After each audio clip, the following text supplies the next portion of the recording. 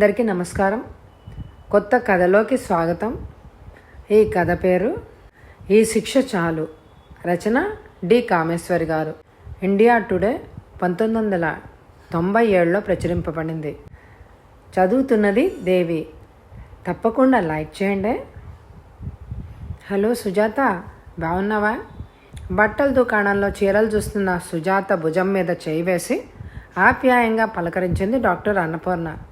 Hello, మీరా? ఏమిటి, మీరు ఊళ్ళో లేరా? ఈ మధ్య 2-3 సార్లు ఫోన్ చేస్తే లేరన్నారు. సుజాత మర్యాదగా అంది. అవును, 3 నెలలు సూపర్ స్పెషాలిటీ కోర్స్ కోసం లండన్ వెళ్ళాను. అదా, అందుకే మీరు లేరన్నారు. మీ క్లినిక్కి ఫోన్ చేస్తే. ఏంటి, ఎనీ ప్రాబ్లం? డాక్టర్ సుజాత వంక సూటిగా చూస్తూ అడిగింది. ఓసారి మీ దగ్గరికి రావాలని, మాట్లాడాలని. సరే, రేపు క్లినిక్కి రా. 12 తర్వాత రా. కాస్త ఖాళీగా ఉంటుంది అప్పుడు. లేదంటే ఆదివారం సాయంత్రం ఇంటికి రా. వద్దులేండి, మీకు దొరికేదే ఒక పూట. మీ వారు పిల్లలు ఇంట్లో అంతా సరదాగా ఉండే రోజు ఒక్క పూట. రేపు 12 క్లినిక్కి వస్తాను. Okay, bye, see you tomorrow. Doctor Annapurna చేయి ఊపి వెళ్ళిపోయింది. Annapurna maternity and fertility centre board doctor. Annapurna రకరకాల ఇండియన్, ఫారెన్ డిగ్రీలు, ఫెర్టిలిటీ సబ్జెక్ట్లో చేసిన స్పెషలైజేషన్ డిగ్రీలు. ఆ నర్సింగ్ హోమ్లో బయట లోపల ఉన్న పేషెంట్స్ని చూస్తే ఆవిడ క్షణం తీరిక లేని డాక్టర్ అని అందరికీ తెలుస్తుంది. అవుట్ పేషెంట్ హడావిడి కాస్త తగ్గి రిలాక్స్డ్గా బోర్నవేట తాగే సమయం అది. సుజాతను చూసి, రా రా కూర్చో, ఏమిటో మాట్లాడాలన్నావు, ఏమిటి ప్రాబ్లం? Anything wrong? అంది అన్నపూర్ణ ఆప్యాయంగా. డాక్టర్ అన్నపూర్ణ, సుజాత అక్క రమ చిన్నప్పటి నుండి మెడిసిన్ వరకు వైజాగ్లో చదివిన క్లాస్మేట్స్, రూమ్మేట్స్. సుజాత తన ఫ్రెండ్ చెల్లెలన్న అభిమానంతో చనువుగా మాట్లాడుతున్న అన్నపూర్ణ. ఏం లేదు, కిందటిసారి మీ దగ్గర చెకప్ చేయించుకున్నాక ఆయనను 3 నెలలు వాడమని మందులు రాశారట కదా. మందులు వాడినా నో రిజల్ట్. మరోసారి టెస్ట్ చేసి పొజిషన్ ఇంప్రూవ్ అవుతుందేమో చూస్తారా? సుజాత కాస్త ఆశగా చూస్తూ అడిగింది. డాక్టర్ అన్నపూర్ణ అర్థం కానట్టు మొహం పెట్టింది. ఏదో మందులు వాడితే ఇంప్రూవ్ అవుతుంది అనలేదు. నేనేం హోప్ ఇవ్వలేదే. సరే, మందులు వాడితే నష్టమేం లేదు, పోనీ ట్రై చేద్దాం అనుకున్నాను, కానీ లాభం లేదు. సుజాత, ఏదో కాస్త తక్కువ కౌంట్ ఉంటే మందులు హెల్ప్ చేస్తాయే, కానీ అంత తక్కువ కౌంట్ ఉంటే మందులు వాడినా ప్రయోజనం లేదు. ఏదో మిరకిల్లా జరిగితే తప్ప. సుజాత ఈసారి ఆశ్చర్యంగా చూసింది. అంటే 55 మిలియన్ కౌంట్ కూడా తక్కువ కిందే వస్తుందా? ఎక్కడో చదివాను 30-35 మిలియన్ చాలు ప్రెగ్నెన్సీ రావడానికి అని. మెటిలిటీ తక్కువ ఉందా? సుజాత అనుమానంగా అడిగింది. మరోసారి ఆశ్చర్యంగా చూసింది అన్నపూర్ణ. 55 మిలియన్లా? అంత ఉంటే ప్రాబ్లం ఏంటి? 55 కౌంట్ ఉందని ఎవరన్నారు? ఆయన రిపోర్ట్లో మీరు ఇచ్చిన రిపోర్ట్ చూపించారు. 55 మిలియన్ కౌంట్ రాసి ఉంది. మెటర్నిటీ కూడా సరిగ్గా గుర్తులేదు, కానీ బాగానే ఉందన్నారు. అన్నీ సరిగ్గానే ఉన్నాయి, ఇంకా భగవంతుడిదే భారం అన్నారు. I don't understand what you are talking. నేను ఇచ్చిన రిపోర్ట్లో 10 మిలియన్ల స్పెర్మ్ కౌంట్, 10% మెటర్నిటీ అని ఉంటే 55 అంటావేంటి? అంత కౌంట్ ఉంటే అసలు ప్రాబ్లం ఏం లేనట్టే కదా. నువ్వు అసలు సరిగ్గా రిపోర్ట్ చూసావా? మా క్లినిక్దేనా, ఇంకేదేనా? ఏది ఆ రిపోర్ట్ తీసుకురా, రేపు చూద్దాం. నాకు బాగా గుర్తుంది, రమ ప్రత్యేకంగా ఫోన్ చేసి చెప్పిందని 1కి 2 సార్లు అన్ని టెస్టులు స్వయంగా చేశాను. సారీ సుజాత, ఏదో ఎక్కడో పొరపాటు పడ్డట్టున్నావు. ఎనీహో, ఆ రిపోర్ట్ మరోసారి చూద్దాం. తీసుకురా. మీ వారు రిపోర్ట్ తీసుకురావడానికి వచ్చినప్పుడు ఆయనతో స్పష్టంగా అన్ని వివరాలు చెప్పాను. నీకు ఆయన చెప్పలేదా? పిల్లలు పుట్టే అవకాశం ఆల్మోస్ట్ నీళ్ళని చెప్పాను. నీలో ఏ లోపం లేదు, మీ ఆయనలోనే లోపం ఉన్నది స్పష్టంగా చెప్పాను. సరే, మరి నిరాశపడడం ఎందుకు అని ఈ మందులు 3 నెలలు వాడండి, తర్వాత మరోసారి సెమెన్ టెస్ట్ చేద్దామని చెప్పాను. 3 నెలల తర్వాత ఆయన మళ్ళీ రాలేదు. ఈలోగా నేను ఇంగ్లాండ్ వెళ్ళాను. సుజాత మొహం పాలిపోయింది డాక్టర్ చెప్పింది విని. ఎంత మోసం, ఎంత అబద్ధం. అంత సరిగ్గా ఉందని రిపోర్ట్ చూపిస్తే నమ్మింది తాను. అన్నీ సరిగ్గా ఉన్నా భార్యాభర్తలు ఇద్దరిలో లోపం లేకపోయినా ఒక్కోసారి గర్భం రాదు. దానికి కారణం మెడికల్ హిస్టరీలో కనుగొనబడలేదు. బహుశా భగవంతుడి దయ అంటే ఇదేనేమో అని డాక్టర్ అన్నట్టు చెప్తే అందుకే మళ్ళీ తాను డాక్టర్ని అడగలేదు. ఏదో మాత్రలు వేసుకుంటూ ఉంటే ఏమో దేవుడి దయ వల్ల గర్భం వస్తుందేమో అని అనుకుంది. ఆ విషయం భగవంతుడి మీదే భారం వేసి వదిలేసింది. అన్నపూర్ణని నిన్న చూడకపోతే మళ్ళీ ఈ ప్రసక్తి వచ్చేదే కాదు. ఊరికే మరోసారి అడుగుదామా అన్నట్టు తాను అడిగింది. ఎంత దగ, ఎంత మోసం. తనను నమ్మించి ఫూల్ని చేశాడు. లోపం తనలో ఉంచుకొని ఇలా అబద్ధం చెప్తాడా? సుజాతలో అవమానం, కోపం, కసి పెళ్ళుబికాయి. మాడిపోయిన సుజాత మొహం చూసి, సారీ సుజాత, మీ వారు నీకు అంతా చెప్పు ఉంటారా అనుకున్నాను. లేకపోతే నీకే డైరెక్ట్గా ఫోన్ చేసి చెప్పేదాన్ని. మీ అక్కకు కూడా మీరు ఎలాగూ చెప్తారని నేను ఫోన్ కూడా చేయలేదు. డాక్టర్ నొచ్చుకుంటూ అంది. మా అక్కకి నేను అంతా సరిగా ఉందన్నారు అంటూ రిపోర్ట్ గురించి రాశాను. తాను భగవంతుడి దయ అనుకో అని రాసింది కూడా. ఈయన ఇంత అబద్ధం ఆడతారని నేను అనుకోలేదు. విషణ్ణ వదనంతో అంది. సారీ, ఆయన ఇలా చేస్తారని నేను ఊహించలేదు. ఉండుండి నాకెందుకు ఇలా అబద్ధం చెప్పారో, ఎంత మోసం ఎందుకు చేశారో వెళ్ళి నిలదీస్తాను. సుజాత కోపంగా అంది. ఉండు, తొందరపడకు. ముందు నన్ను ఆ రిపోర్ట్స్ మళ్ళీ ఒకసారి చూడని, రేపు పట్టుకురా. అవి మా క్లినిక్వా ఇంకెక్కడైనా చేయించుకున్నారా అన్న ఆరా తీయకుండా తొందరపడకు. రేపు అవి చూశాక మాట్లాడవచ్చు. అన్నపూర్ణ నచ్చజెప్పింది. ఆయనకెంత ధైర్యం. మీరు నాకు తెలిసిన వారు, మిమ్మల్ని మళ్ళీ అడుగుతానేమోనన్న భయం కూడా లేకుండా ఇంత అబద్ధం చెప్పారు. బహుశా రిపోర్ట్ చూసి నీవు నమ్మి సమాధానం పడిపోతావని అనుకొని ఉంటారు. ఆయనతో ముందే గొడవ పడకు. రేపు రిపోర్ట్ తీసుకురా. సుజాత భుజం తట్టింది ఓదార్పుగా డాక్టర్ అన్నపూర్ణ. సాయంత్రం ప్రభాకర్ ఇంటికి వచ్చేసరికి గదిలో పడుకుని ఉన్న సుజాతను చూసి, ఏ తొందరగా వచ్చేసావు, బ్యాంకుకు వెళ్ళలేదా అన్నాడు కాస్త ఆశ్చర్యంగా. రోజు ప్రభాకర్ కంపెనీకి 8 వెళ్ళిపోతాడు. సుజాత బ్యాంకుకు 10 గంటలకు వెళ్ళి దగ్గరే కనుక మళ్ళీ లంచ్కి వచ్చి 1 గంట ఉండి సాయంత్రం 6 గంటలకు వస్తుంది. అప్పటికి సాధారణంగా ప్రభాకర్ ఇంటికి వస్తాడు. సుజాత ముభావంగా వెళ్ళలేదు, ఇవాళ ఒంట్లో కాస్త బాగాలేదు అంది. ఏమైంది, జ్వరమా? వాడిన ఆమె మొహం చూసి అడిగాడు. ఏం లేదు, కాస్త తలనొప్పి. ఇంకా మాటలు పెంచకుండా గదిలోంచి వెళ్ళిపోయింది. రాత్రి కూడా సుజాత మామూలుగా లేకపోవడంతో ఏమిటి సంగతి, మళ్ళీ అత్తా కోడలు దెబ్బలాడుకున్నారా హాస్యంగా అన్నాడు. సుజాత చురచురా చూసి అతి కష్టం మీద మాట తోలకుండా అదుపులో ఉంచుకుంది నోటిని. ప్రభాకర్ని నిలదీసి కడిగి పారేయాలని ఎంతో అనిపించినా ఒక్కరోజు ఓపిక పట్టి అసలు సంగతి పూర్తిగా తెలుసుకునే వరకు ఆ ప్రసక్తి తేరాదు అని అనుకుంది.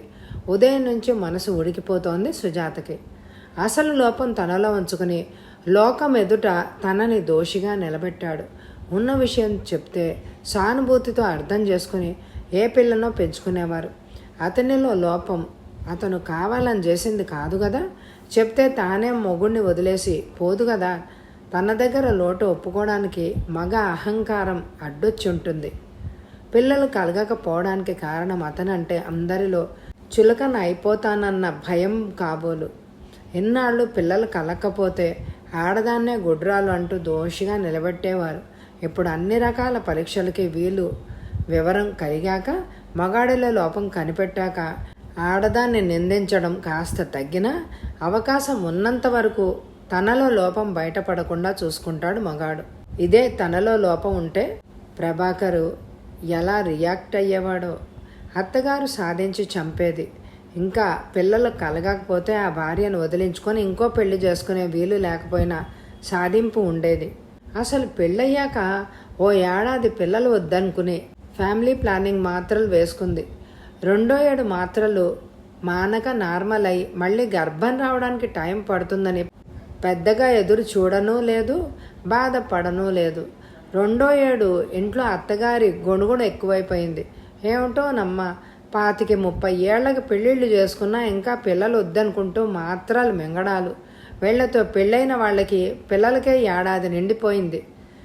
మన వల్ల ముద్దు ముచ్చట చూసుకునే అదృష్టం ఇంకా నాకెప్పుడో అంటూ మొదలుపెట్టి ప్రతి నెల అయినప్పుడల్లా ఆవిడ అయ్యావు ఏమిటో పెట్టి పుట్టాలి, పిల్లలు పారాడని ఇల్లు ఓ ఇల్లేనా, ఈ చదువులు ఉద్యోగాలు వెలగబడుతూ కావాలనుకోవడం వద్దనుకోవడం అంతా వీళ్ల చేతిలోనే ఉందనుకుంటారు. వద్దనడం చేతిలో ఉందేమో కానీ కావాలనుకున్నప్పుడు బజార్ నుంచి తెచ్చుకునేదా? వద్దు వద్దు పిల్లలొద్దు అనుకుంటే నెత్తి మీద తదాస్తు దేవతలు ఉంటారట, అలాగే అవుతుంది మరి అనేది. ఆవిడ ఆరాటం అర్థమైనా తానేం చేస్తుంది? ఏడాది వద్దనుకుంది కానీ ఈ ఏడాది నుంచి కావాలనుకుంటున్నారుగా తాము. ఆవిడన్నట్టు కావాలనుకున్నప్పుడు అవదేమో. 2 ఏళ్ళు నిండిపోయాయి. తనకు పిల్లలు కావాలని, తల్లిని అవ్వాలన్న బలమైన కోరిక కలుగుతోంది. ప్రభాకర్ ప్రతిసారి డిసప్పాయింటెడ్ అయ్యాడు. ఏమిటో మా అమ్మ కోసమైనా ఒక పిల్లని కనమ్మ తల్లి హాస్యంగా విసుక్కునేవాడు. ప్రతి నెల పీరియడ్స్ వచ్చినప్పుడల్లా ఏదో తన చేతిలో ఉండి తాను కనడం లేదు అన్నట్టు అత్తగారు మొగుడు అలా అంటే ఉక్రోషం వచ్చేది ఒక్కోసారి. పదండి ఓ డాక్టర్ దగ్గరికి వెళ్ళొద్దాం, మాటి మాటికి పిల్లల్ని కనడం లేదని నన్ను దెప్పొద్దు మీరిద్దరు అంది కోపంగా. ప్రభాకరు నీ వెళ్ళి చూపించుకో, నాకేం ప్రాబ్లం లేదు అన్నాడు చాలా నమ్మకంగా. పెళ్ళై 2.5 ఏళ్ళయింది. నాలో ఏం లేదన్నది నీకు తెలియదా? కొంటెగా గర్వంగా అన్నాడు. చాలండి బడాయి, దానికి దీనికి ఏం సంబంధం లేదు. అన్నీ పైకి సరిగ్గా ఉన్నా కొందరిలో స్పర్మ్ కౌంట్ తక్కువగా ఉండవచ్చు. నేను మ్యాగజైన్స్లో చదివాను. ఓసారి చూపించుకుంటే సందేహం తీరిపోతుందిగా అంది. సర్లే చూద్దాం, మా ఫ్రెండ్ని ఎవరినైనా అడుగుతాను ఎక్కడ చూపించుకోవాలో. ఇంట్లో అత్తగారు డాక్టర్ దగ్గరికి వెళ్ళమన్న పోరు ఎక్కువ అవడంతో చీటికి మాటికి ఆవిడ అసంతృప్తి వెళ్ళబుచ్చడంతో డాక్టర్ అయిన తన అక్క సలహా కోరుతూ ఉత్తరం రాసింది సుజాత. ఈ లోపల వారం 10 రోజుల తర్వాత ఒకరోజు ప్రభాకర్ తాను టెస్ట్ చేయించుకున్నాను అంతా సరిగ్గా ఉందన్నారు అంటూ ఓ రిపోర్ట్ చూపించాడు. అదేంటి, ఎప్పుడు చూపించుకున్నారు? నాకు చెప్పలేదు, నేను వచ్చేదానిగా అంది ఆశ్చర్యంగా సుజాత.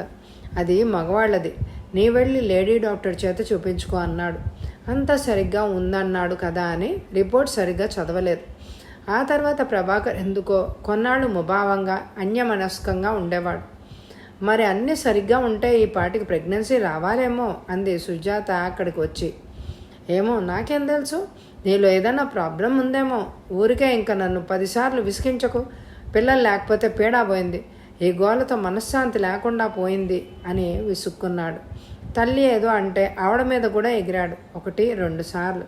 తర్వాత పిల్లల ప్రసక్తి తెచ్చేవాడు కాదు ప్రభాకర్. ఈ లోపల సుజాత అక్క రమ్మ ఉత్తరం రాసింది. తన స్నేహితురాలు డాక్టర్ అన్నపూర్ణ అనే ఆవిడ ఈ సబ్జెక్ట్లో స్పెషలైజేషన్ చేసి హైదరాబాదులో ఫెర్టిలిటీ సెంటర్ క్లినిక్ ఓపెన్ చేసిందని. ఆవిడకి నేనే ప్రత్యేకం నీ గురించి రాస్తున్నాను, నీ వెళ్ళి చూపించుకో, అన్ని టెస్టులు చేయించుకో అంటూ రాసింది. ఆవిడతో అపాయింట్మెంట్ ఫిక్స్ చేయించుకొని వెళ్దాం పదండి అంది సుజాత ప్రభాకర్తో. ప్రభాకర్ అనవసరమైన దానికంటే ఎక్కువ విసుగు చూపని, అబ్బా ఎన్నిసార్లు టెస్ట్ చేయించుకోవాలి, నేను చేయించుకున్నాను కదా, నీవు వెళ్ళి చేయించుకో అన్నాడు. సుజాత ఒంటరిగానే వెళ్ళి కలుసుకుంది. మీ వారు రాలేదు, ఇద్దరూ చేయించుకోవాలి టెస్టులు అంది అన్నపూర్ణ సుజాతని అభిమానంగా పలకరించి. ఆయన చూపించుకున్నారు, అన్నీ సరిగ్గానే ఉన్నాయట. ఆహా సరే, ముందు నీకు అన్ని టెస్టులు చేద్దాం, నీకేం ప్రాబ్లం లేకపోతే ఆయన పిలుద్దాం అంటే అన్ని రకాల టెస్టులు చేయించి సుజాతలో ఏ లోపం లేదని తేల్చింది అన్నపూర్ణ. ఆయన్ని తీసుకురా, మా దగ్గర అన్ని మోడ్రన్ ఎక్విప్మెంట్ కొత్త పద్ధతులతో టెస్టులు చేస్తాం.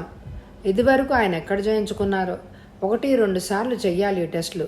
ఏదైనా ప్రాబ్లం ఉంటే మందులతో, కొందరికి చిన్న సర్జరీలతో సరిచేయచ్చు. ఆయన్ని చూడకుండా ఇదంతా చేయలేం కదా. సాధారణంగా ఏ ప్రాబ్లం లేని దంపతులకి రెగ్యులర్ పీరియడ్స్ వచ్చే వాళ్ళకి ఏడాదిలోగా ప్రెగ్నెన్సీ రావాలి. 3 ఏళ్ళు అయిందంటే ఆలోచించాలి, పరీక్షలు చేయాలి అందావిడ స్పష్టంగా. ఇంటికెళ్ళి అంతా చెప్పింది సుజాత. ప్రభాకర్ చాలా చిరాకు పడ్డాడు. ఎన్నిసార్లు పరీక్షలు, నాకేం లేదు అంటూ ఎగిరాడు. సుజాతకు కోపం వచ్చింది. అత్తగారికి చెప్పింది. ఇదిగో అత్తయ్య, నాలో ఏం లోపం లేదని తేల్చారు, మీ అబ్బాయిని తీసుకురమ్మంది ఆవిడ. ఈయన రానంటున్నాడు, ఇంకా పిల్లలు అని నన్నంటే నేను ఊరుకోను. సుజాత కూడా ఎగిరింది. ఆవిడ కొడుకుని చివాట్లేసింది. బ్రతిమలాడి బలవంతంగా పంపించింది డాక్టర్ దగ్గరికి. ఇద్దరూ కలిసి వెళ్ళారు. డాక్టర్ చేయాల్సిన టెస్టులన్నీ చేయించి రిపోర్ట్స్కి 3 రోజుల్లో రమ్మంది. ప్రభాకర్ తాను ఆఫీస్ నుంచి వస్తూ తెస్తానన్నాడు. అంటే ప్రభాకర్లో లోపం ఉందని, కౌంట్ తక్కువగా ఉందని డాక్టర్ చెప్తే తనకి అబద్ధం చెప్పాడన్నమాట. గతమంతా గుర్తుకొచ్చి సుజాత ఆ రాత్రంతా నిద్రపోకుండా ఆలోచించింది. డాక్టర్ చూసారా, మీ రిపోర్ట్ కోసం వెతుకుతుంటే ఆయన ముందు చేయించుకున్న రిపోర్టు, మందులు వాడాక చేయించుకున్న రిపోర్టు కూడా కనపడింది. ఎక్కడో కనపడకుండా అడుగుని దాచారు. ఇవి కూడా చదవండి అంది మర్నాడు సుజాత రిపోర్ట్స్ తీసుకువెళ్ళి. ప్రభాకర్ని అడిగితే చెప్పడని అతను ఆఫీస్కి వెళ్ళాక అతని కబోర్డు, డ్రాయర్లు వెతికి ఒక డ్రాయర్ అడుగున 2 రిపోర్ట్లు కనపడ్డాయి. ముందు దానిలో 12 మిలియన్లు, మెర్టిలిటీ 10% అంటూ ఏవేవో ఉన్నాయి.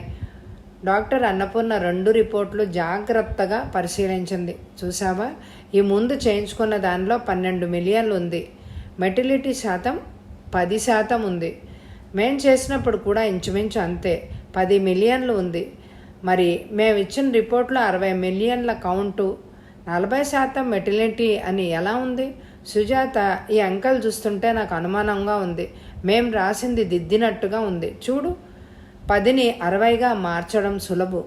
అలాగే 10% మెర్టిలిటీ 40%గా మార్చినట్టుగా అనిపిస్తోంది. నాకు స్పష్టంగా 10 మిలియన్ల కౌంటు, 10% మెర్టిలిటీ అన్నది గుర్తుంది. మందుల వల్ల కూడా ఏ లాభం ఉండదని, బహుశా పాపం సుజాతకు పిల్లల కోరిక తీరదు అని బాధపడ్డాను. ఇది మీ వారి పనే, నీకు చూపించి నమ్మించడానికి.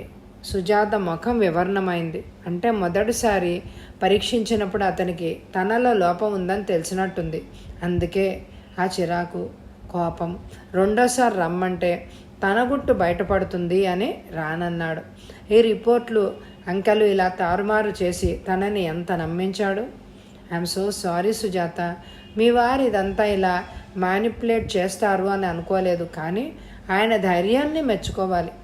నీకు బాగా తెలిసిన డాక్టర్ని మళ్ళీ ఎప్పుడైనా నీతో ఈ ప్రసక్తి వచ్చి నిజం తెలుస్తుందేమోనన్న భయం లేకుండా ఇప్పుడెళ్ళి అడుగు, ఏం చెప్తాడో విను. ఎన్నాళ్ళైనా ఈ మేల్ ఈగో పోదు. మగాళ్ళకి పురుషత్వం తమలో లేదు అంటే భరించలేరు. తన అసమర్థతని అంగీకరించని పురుష అహంకారం ఇలా తెలియకుండా దాస్తారు. అసలు నన్ను అడిగితే పెళ్ళికి కావాల్సింది జాతకాలు సరిపోవడం కాదు, బ్లడ్ టెస్టు, స్పర్మ్ టెస్టులు చేయించాలంటాను. చాలా గర్వంగా ఎంతోమంది వస్తారు. తమలో లోపం ఉన్నట్టు తెలిసి కుంగిపోతారు. ఈ మాట బయటకు తెలియనివ్వవద్దు అంటారు. భార్యకు కూడా చెప్పరు కొందరు. నీవు అడుగు, ఎందుకు ఇలా చేశారో, ఊరుకుంటే మరీ ఆడిస్తారు ఈ మగాళ్ళు. సుజాత ఏదో నిశ్చయించుకున్న దానిలాగా, అడగను, ఏం తెలియనట్టే నేను ఊరుకుంటాను అంది. అన్నపూర్ణ ఆశ్చర్యంగా చూసింది. డాక్టర్ గారు, నేను తల్లిని కావాలి, ఎలాగైనా నాకు బిడ్డ కావాలి, బిడ్డను కంటాను. సుజాత మొహంలో దృఢ నిశ్చయం. అన్నపూర్ణ ఆశ్చర్యంగా చూసింది. డాక్టర్ గారు, నాకు ఆర్టిఫిషియల్ ఇన్సెమినేషన్ ద్వారా డోనర్ స్పర్మ్తో ప్రెగ్నెన్సీ వచ్చేటట్టు చేయండి ప్లీజ్ డాక్టర్, హెల్ప్ మీ అంది వేడుకుంటున్నట్టుగా. అదేలా సుజాత, మీ వారు పర్మిషన్ లేకుండా? ఆశ్చర్యంగా అంది డాక్టర్. అవసరం లేదు డాక్టర్, నేను చెప్తున్నాను సుజాత దృఢంగా అంది. రూల్స్ ఒప్పుకోవు సుజాత, మీ వారు నీవు ఇద్దరూ కలిసి ఇష్టపడాలి. అది అంత సులువు కాదు.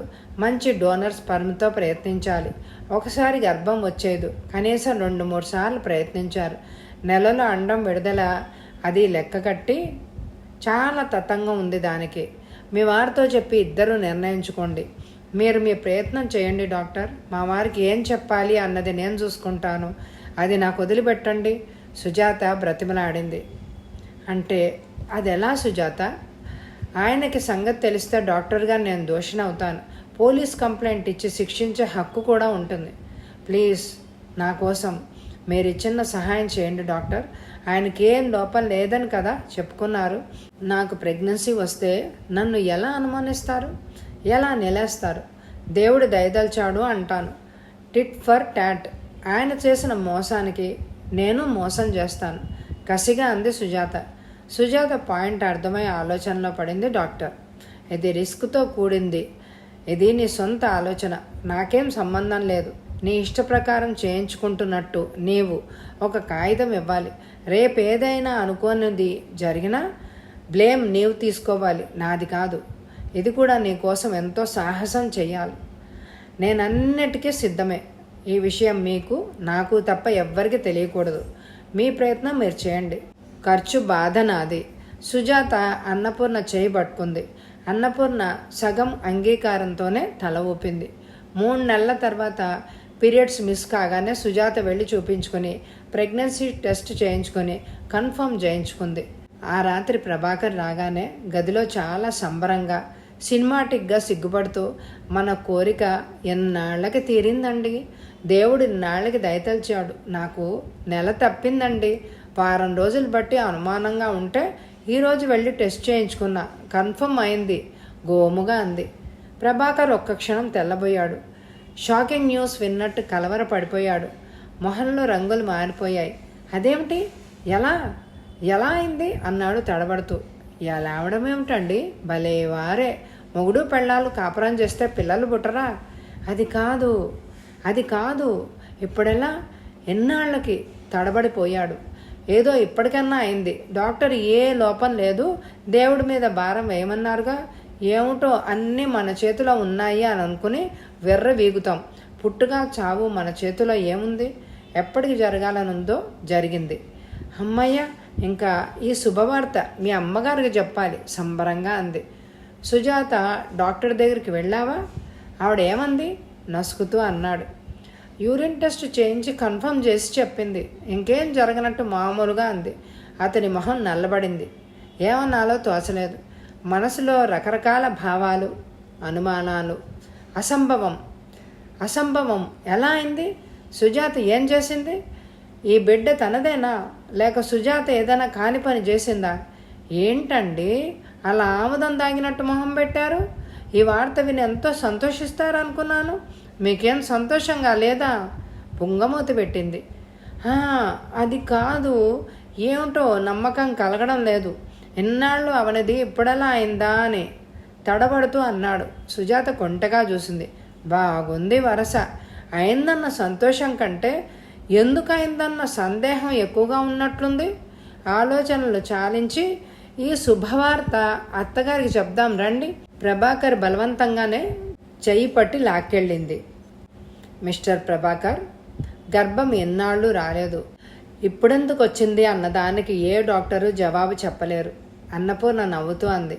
అది కాదు, రిపోర్ట్ చూసి ఇంపాసిబుల్ అన్నారు కదా, 10 మిలియన్ కౌంటుతో గర్భం వస్తుందా? సందేహంగా చూస్తూ అడిగాడు. ఏమో, ఈ మధ్య మీరు మందులు వాడారు కదా, సడన్గా అప్పుడప్పుడు కాస్త కౌంట్ ఎక్కువ అవుతూ ఉంటుంది, తగ్గుతూ ఉంటుంది. ఏమో, మీ అదృష్టం బాగుండి దేవుడు దయవల్ల జరిగి ఉండొచ్చు, ఏం చెప్పగలం? అన్నపూర్ణ నిర్వికారంగా అంది. ఇంకేమనాలో ఇంకేం అడగాలో తెలియక. మనసులో అనుమానం తొలగిపోక ఇబ్బందిగా చూస్తూ లేచాడు. అన్నపూర్ణ నవ్వుకుంది. చూడండి మిస్టర్ ప్రభాకర్, అనవసరమైన ఆలోచనలు పెట్టుకోకుండా భగవంతుడు ఇచ్చినది స్వీకరించండి. Wish you all the best. సుజాతని నెలకొకసారి చెకప్కి తీసుకురండి అంది. డాక్టర్ గారు, పాపం మా వారి అవస్థ చూస్తే జాలేస్తోంది. నేను ఎవరితోనైనా సంబంధం పెట్టుకుని ఉంటానేమోనని ఆయన అనుమానం అనుకుంటాను. నేను అలా ధైర్యం చేసి మీ సహాయంతో గర్భం దాల్చానన్న ఊహే ఆయనకు వచ్చినట్టు లేదు. నా శీలం మీద కొంచెం అనుమానం. ఒకవేళ నిజంగానే తన వల్ల గర్భం వచ్చిందా అన్న సందేహంలో కొట్టుమిట్టాడుతున్నారు పాపం. ఈ వార్త విన్న దగ్గర నుంచి ఆయన మొహం చూడాలి. నవ్వుతూ అంది Sujatha. I must congratulate you. చాలా తెలివిగా ప్లాన్ చేశావు. ఇంత ఇద్దరం కష్టపడినందుకు ఫలితం దక్కుతుంది. పాపం మీ వారి సందిగ్ధత తీరేది కాదు. ఆవిడ నవ్వింది. మొదట ఆయన రాగానే ఏమంటారోనని భయపడ్డాను కాసేపు. ఉండని అండి అలాగే. ఆ అనుమానం, నన్ను మోసం చేసినందుకు ఈ శిక్ష చాలు ఆయనకు. జీవితాంతం ఈ బిడ్డ తనదా కాదా అన్న అనుమానంతో కక్కలేక మింగలేక అవస్థపడుతూ ఉంటారు ఆయన. అది చాలు. భార్య దగ్గర నిజం దాచి తెచ్చుకున్న అవస్థ ఇది. నిజం చెప్తే హాయిగా ఏ బిడ్డనో తెచ్చి పెంచుకునేవాళ్ళం కదా. ఈ మాత్రం దానికోసం మగ అహంకారంతో భార్యల్ని మోసం చేద్దామనుకున్నందుకు ఈ శిక్ష చాలనుకుంటాను. సుజాత అంది. అన్నపూర్ణ అంగీకారంగా తల ఊపింది. కథ సమాప్తం. ఈ కథ మీ అందరికీ నచ్చిందండి? అయితే ఎక్కువ లైకులు ఇవ్వండి. మళ్ళీ కొత్త కథతో మళ్ళీ మీ ముందుంటాను. Thank you very much my dear friends.